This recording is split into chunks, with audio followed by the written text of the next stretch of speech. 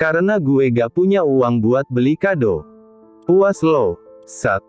Ucapan Atshan yang agak keras pada Arash membuat keduanya kena teguran dari penjaga perpustakaan kampus saat Arash bertanya padanya. Arash tersenyum lebar dan meminta maaf seperti salam khas Mahabharata. Karena tak enak pada ibu penjaga, lalu mulai bertanya lagi pada Atshan. Beneran lo gak punya duit sama sekali, Bang? Beneran diblokir semua? Tanya Arash penasaran kembali mendesak kenapa Atshan memberi Seva gantungan kunci berbentuk kucing berwarna silver itu. Cek, iya. Ucap Atshan sambil fokus mengerjakan tugasnya lagi di sini. Bagi Atshan, mengerjakan tugas di perpustakaan adalah suatu ketenangan baginya. Kebiasaan ini telah ia lakukan sejak masih belajar di sekolah dasar. Arash melipat tangannya di atas meja melihat dalam-dalam kakaknya. Kok benda seberharga itu dikasih Seva? Telisiknya. Kalian yang maksa gue buat ngasih kado. Cuma ada gantungan kunci mobil itu aja. Ya udah, gue kasihin. Gak ada maksud apa-apa. Jawab Atshan tanpa melihat Arash sama sekali. Bukan karena lo suka sama Seva. Kali ini Atshan berhenti menulis lalu melihat pada Arash. Seva bukan tipe gue.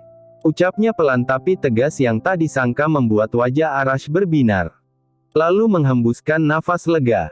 Atshan mengangkat satu alisnya seolah bertanya, ada apa? Gue lega. Gue pikir lo juga suka sama Seva. Juga, berarti lo. Arash menganggukkan kepalanya dengan pasti dan yakin. Pantes gak gue buat Seva? Tanyanya. Atshan mengerutkan kening lalu menggeleng dan kembali mengerjakan tugas. Udah gue cuma mastiin itu doang. Gue mau ngajak Seva makan siang aja. Mau gue traktir gak? Hayu. Atshan tak menjawab, hanya fokus pada ujiannya saja. Emang lo bawa nasi dari rumah? Tanya Arash lagi. Oma nitipin ke Gaza bento buat gue tadi. Jawab Atshan. Arash paham itu. Sejak SMP, jika kakaknya ini membuat masalah dan uang jajannya dipotong, maka sang oma akan mengiriminya kotak makanan. Dulu Arash sering iri. Tapi seiringnya waktu, sudah tak lagi. Iri tanda tak mampu, Budi. Sedangkan Arash kalau kakaknya sedang tak punya uang, adalah hal paling menggembirakan baginya. Karena satu-satunya hal yang membuatnya unggul dari Atshan. Ya udah deh, gue ke kantin dulu. Kalau mau apa-apa, wah aja ya, entar dianterin ke sini. Atshan tak menjawab lagi, ia hanya diam. Arash pun keluar dari sana, sambil bersiul pelan karena akan makan siang dengan Seva. Seva. Atshan menghentikan pekerjaannya. Saat mendengar nama Seva, otomatis ia teringat akan gadis kecil yang netranya selalu menatap nyalang padanya. Tapi mencicit ketakutan saat Atshan mendekatinya. Seperti malam itu. Saat Atshan menyudutkannya di balik pintu dapur, saat ia merasakan lembut halus kulitnya dengan bibirnya, bahkan harum Seva dari selangkah lehernya masih terasa di bibir Atshan. Namun tiba-tiba Atshan menarik ujung bibirnya menampakkan smirknya. Jika dengan dirinya saja, yang nampak takut jika bertemu, wanita kecil itu mau disentuh dan tak menolak saat Atshan menciumnya, bagaimana dengan Arash? Pasti mereka sudah sering melakukan kontak fisik kan? Apalagi satu rumah. Membayangkan jika Arash bermesraan dengan Seva, Atshan jadi teringat lagi dengan Alea. Sedang apa kekasihnya itu sekarang? Alea benar-benar melupakannya. Sudah 1 bulan mereka tak bertemu. Atshan rindu sekali. Ia ingin bertemu. Namun, sopirnya pasti tak mau mengantar ia ke rumah Alea. Atshan mengetukkan 5 jari kanannya di atas meja. Mencoba memikirkan sesuatu. Ia mencoba untuk fokus dengan pelajarannya namun terus teringat Alea. Hanya Alea yang ia ingin temui sekarang. Atshan pun memutuskan untuk memasukkan semua alat tulisnya ke tas. Ia akan bolos mata pelajaran berikutnya. Ia harus bertemu dengan Alea. Tak sulit bagi calon pewaris utama Some dan Kasano Corp ini untuk sampai di apartemen Alea. Ia naik ke lantai 16. Saat di lorong apartemen, Atshan berpapasan dengan seorang pria yang mengenalinya dari jauh. "Pak Atshan?" tanyanya. Atshan sejenak mengerutkan keningnya mencoba mengingat pria yang barusan menyapanya tersebut. Pria yang sekitaran seusia Prima Prakoso tersebut tersenyum lalu mengulurkan tangannya dan dijabat Atshan. "Saya Arnold Henry. Rekan kerja Pak Arik." "Oh. Ya. Saya mohon maaf Pak, saya. Cek, ingatan saya payah sekali." Ucap Atshan tertawa rendah menyadari kalau ia lupa pada pemilik majalah dewasa tersebut. "Saya selalu kagum dengan kepribadian Anda, Pak Atshan. Anda masih sangat muda tapi sopan sekali. Pak Arik sangat berhasil mendidik penerusnya. Pemuda yang sopan serta ulet dalam berbisnis." Puji Arnold yang memang dari hati yang terdalam. Atshan memang terkenal di antara pebisnis lain karena attitude-nya yang baik. Tak seperti ayahnya yang tegas dan kadang intoleran dengan lawan bisnisnya. Atau juga tak seperti pamannya yang terkenal kejam. Atshan ingat kalau pria berdarah Prancis ini menawarkan kerjasama dengan ayahnya namun ditolak. "Tidak apa-apa Pak Atshan. Penyakit lupa bisa menyerang siapa saja memang." Kedua pria tampan berbeda generasi ini tertawa. "Oh ya, kebetulan sekali bertemu di sini. Apa Pak Atshan tinggal di sini?" "Ah, enggak. Saya cuma mau ketemu teman saya, masih tinggal sama orang tua." "Baiklah. Saya juga habis bertemu dengan rekan bisnis di sini." Atshan tersenyum lagi. Tidak mengherankan kalau orang sekelas Arnold Henry memiliki kolega bisnis di sini karena apartemen ini cukup mewah dan banyak orang-orang dari kaum sosialita, selebriti serta keluarga pejabat tinggal di sini. "Kalau begitu silakan dilanjut Pak. Saya permisi duluan ya." "Silakan Pak Arnold." Ucap Atshan memberi jalan pada Arnold. Ia pun melanjutkan lagi langkahnya untuk bertemu dengan Alea. "Di luar ada Atshan," ucap Hilda memberitahu pada Alea yang baru saja selesai mandi. "Atshan," gumam Alea menyebut nama pria muda itu. Alea merindukannya. Sungguh, Alea rindu padanya. Rindu kata-kata manisnya. Rindu sifat dewasanya yang begitu memanjakannya. Sehingga membuat Alea merasa jadi wanita paling bahagia di muka bumi. Rindu sentuhannya, hanya Atshan yang bisa memuaskan dengan sentuhannya. Tubuh kekarnya. Cumbuannya. Makin kusut si Atshan. "Aduh," Hilda sambil terkekeh. Senyuman terbit di bibir indahnya. Sesuai dugaannya. Atshan adalah pria lemah yang lemah tanpanya. Atshan tak akan bisa berpaling pada perempuan lain. Hanya ia yang ada di pikirannya. Sama sepertinya, Atshan pun tak akan sanggup tanpa belayannya. Tapi kenapa harus sekarang? Alea kesal sendiri. Ia lalu memakai kaos panjang yang menutup sampai lehernya untuk kemudian menemui Atshan. Pernah melihat film di mana orang yang kehausan lalu tiba-tiba melihat air? Nah, seperti itulah kiranya Atshan sekarang. 3 tahun lebih menjalin kasih dengan Alea, Atshan begitu mencintai wanita ini dan ia begitu rindu saat berpisah lama dengannya. Atshan memeluk Alea dengan luapan perasaan yang begitu tak dapat ia katakan hanya dengan kata-kata. Baginya, Alea mau menemuinya dan tak menolak pelukannya saja, sudah merupakan kebahagiaan baginya. Alea lalu melepaskan perlahan pelukan itu dan mengajak Atshan duduk di sofa. Netra abu itu sungguh tak ingin berkedip melihatnya. "Atshan rindu luar biasa. Aku bahagia bisa lihat kamu lagi," ucap Atshan. "Tolong udahan marahnya. Aku bisa benar-benar gila kalau lebih lama dari ini," pintanya pada Alea. Andai Atshan tahu kalau dalam hatinya kini Alea tengah berbangga hati betapa seorang Atshan Atana Lubis begitu tergila-gila padanya. "Aku juga mau ketemu kamu. Ada hal yang aku sampaikan ke kamu." "Apa?" tanya Atshan antusias. "Aku ditawari jadi model Dila. Tepatnya ikut dalam road tour Victoria Story ke Eropa." Atshan terkejut karenanya. Tunggu Tunggu, Eropa. Victoria Story. Maksud kamu? Alea menarik nafasnya dan menghembuskannya pelan lalu ia tersenyum pada Atshan. Aku terpilih jadi model yang mewakili Indonesia dalam pagelaran itu.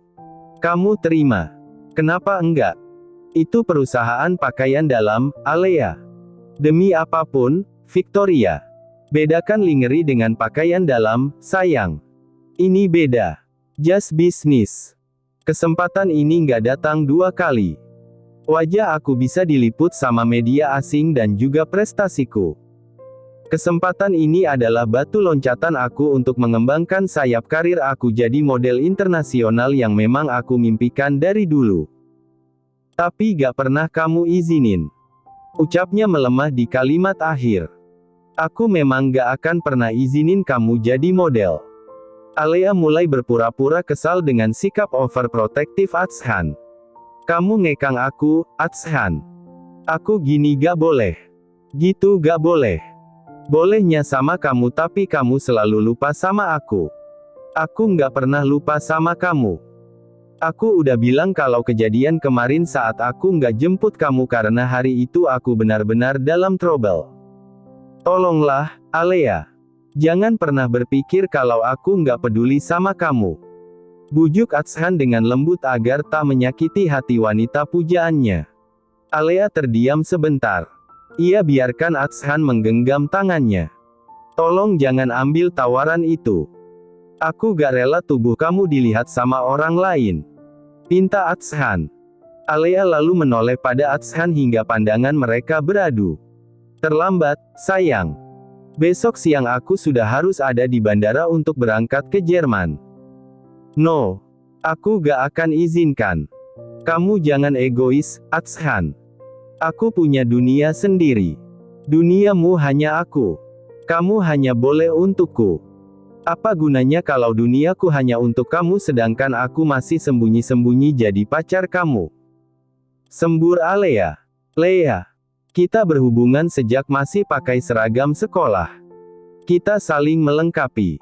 Aku patuhi kamu. Aku layani kamu. Tapi kamu.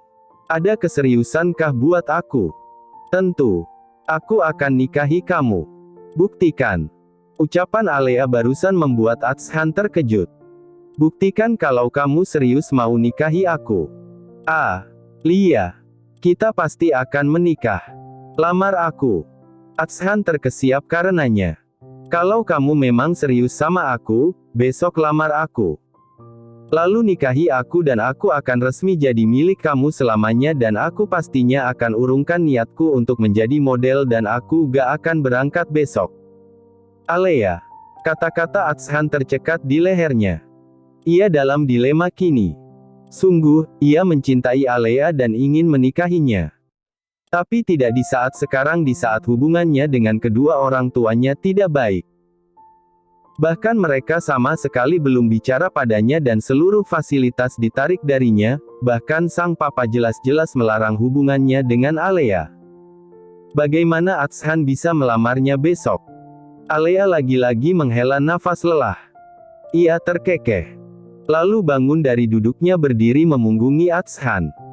Dari wajah kamu, aku udah bisa menduga jawabannya. Aku cuma mainan untuk kamu. Cuma datang di saat kamu butuh akan belayan dan pergi saat aku minta kepastian hubungan. Atshan tak terima mendengarnya. Ia lalu bangun dari duduknya dan memeluk Alea dari belakang. Jangan anggap aku sehina itu, Alea. Kalau begitu buktikan. Ucap Alea dengan nada bicara yang tinggi. Ia biarkan Atshan memeluknya dengan erat seolah ia akan pergi dari sini. Alea berbalik menghadap Atshan dengan netra yang berkaca. Buktikan kalau kamu memang serius dan hubungan kita selama ini bukan hanya kebutuhan biologis semata. Tentu akan aku buktikan, tapi besok aku akan pergi ke Jerman. Kalau kamu memang mencintai aku, cegah aku dengan lamaranmu. Baru aku percaya kalau kamu benar-benar serius sama aku, Atshan. Atshan mengusap air mata di pipi Alea lalu memeluknya. Aku akan datang melamarmu. Aku akan datang. Ucap Atshan meski tak yakin. Namun demi cintanya pada Alea, ia akan yakinkan orang tuanya. Alea sendiri sudah menduga kalau Atshan pasti akan menuruti kemauannya. Ia akan batalkan perjanjian ikut bersama Arnold ke Jerman besok jika benar Atshan datang bersama orang tuanya. Toh perjanjian itu hanya terjalin di atas ranjangnya tadi. Alea bisa dengan mudah membatalkannya. Tak apa tak jadi model internasional. Demi impiannya menjadi Nyonya Lubis sebentar lagi yang akan jadi kenyataan. Alea mendorong pelan dada Atshan yang mulai mencumbu lehernya yang tertutup itu. Ia tahu gairah di mata kekasihnya. Ia pun sangat merindukan Atshan. Pria paling memuaskannya selama ini. Namun, bisa celaka jika Atshan melihat tanda yang ditinggalkan Arnold tadi. Kembalilah besok. Dengan kabar baik. Pinta Alea. Sama aku aja, Ma. Atshan langsung mengambil alih centong sayur yang dipegang Fiana untuk memindahkan soto daging ke mangkuk besar. Makan malam sudah selesai dan waktunya para penghuni rumah tidur. If minta ditemani Seva tidur, sedangkan Fiana dibantu Carlota merapikan makanan. Sudah 1 minggu lebih ini Fiana enggan bicara dengan Atshan. Bukan karena ia benci, namun lebih memberi pelajaran bagi putranya kalau ia sangat kecewa akan kelakuannya. Ibu mana yang tak sakit hati saat tahu pergaulan bebas anaknya dan terlebih perlakuan buruk Atshan pada Seva. Fiana mengacuhkan dan hanya diam saat Atshan mengambil alih centongnya. Fiana kembali ke meja dapur mengelap tangannya setelah selesai. Aduh. Praang. Ketiga wanita itu terkejut mendengar suara mengadu dari Atshan dan mangkuk yang pecah. Mas, kenapa? Tanya Carlota dan Lupita panik melihat mangkuk keramik besar itu pecah sedangkan Atshan terlihat dengan santai tersenyum mengibaskan tangannya karena terkena panasnya kuah soto yang mengenai tangannya. Bang! Seru Fiana melihat tangan Atshan memerah. Netra wanita cantik itu berkaca karenanya. Maaf, mangkuknya licin. Dengan cepat Fiana yang terlihat panik, lalu memegang tangan kiri Atshan dan mengajak putranya itu ke wastafel lalu menaruhnya di bawah air yang mengalir. Membiarkan air dingin mengaliri kulitnya yang terkena air mendidih. Berbeda dengan Fiana, Carlota serta Lupita yang terlihat meringis, Atshan tenang saja tak nampak kesakitan. Hati-hati kenapa sih, Bang? Mama aja kalau gini tadi yang pindahin. Kan tangan kamu jadi melepuh gini. Omel Fiana yang terlihat khawatir itu. Lupita membereskan kekacauan tersebut. Sementara Atshan, ia malah tersenyum mendapat omelan dari ibunya. Kalau demi mendengar mama mau ngomong lagi sama aku rela kena air panas tiap hari. Fiana terdiam. Setelah selesai membasuh tangan Atshan, ia mengambil lap bersih di dalam lemari atas dan menyeka air yang tersisa di tangan putranya. Untungnya gak melepuh. Ada ibuprofen di kotak obat dekat meja makan, minum nanti ya. I love you, Ma. Jangan marah lagi. Fiana menoleh pada putranya yang kini tengah mengambil tangannya dan menciumnya. Atshan berkaca melihat wajah ibunya. Fiana memejamkan matanya erat dan buliran air mata mengalir saat ia membuka netra abunya. Lalu memandang wajah sang putra. Saat kamu berubah menjadi Atshan yang dulu lagi, maka saat itu juga mamamu dan papamu akan kembali. Ucap Fiana pelan lalu berlalu dari dapur. Atshan termenung. Telah terlalu jauhkah ia menyakiti hati ibunya? Kedua orang tuanya belum mengenal Alea. Bagaimana kalau ia katakan saja sekarang? Ma? Tanya Atshan yang membuat Fiana berhenti berjalan lalu menoleh pada Atshan. Atshan melihat pada Lupita dan Carlota. Keduanya lalu izin keluar dari dapur. Ada apa? Tanya Fiana lagi. Papa mana? Fiana menelisik gelagat tak baik dari putranya. Udah tidur. Papa abis suntik PCR jadi mama saranin untuk istirahat lebih awal. Kenapa? Tanya Fiana. Atshan berdeham 1 kali lalu mengutarakan maksudnya. Aku mau melamar pacarku, Ma. Jawabnya pelan dan takut-takut. Terlihat Viana sok mendengarnya. Pacar, pacar. Yang mana? Pacar. Pacar yang kemarin kamu borongin tas seetalase itu. Atshan terkesiap. Ibunya memang pasti tahu dan ia pun menganggukkan kepala.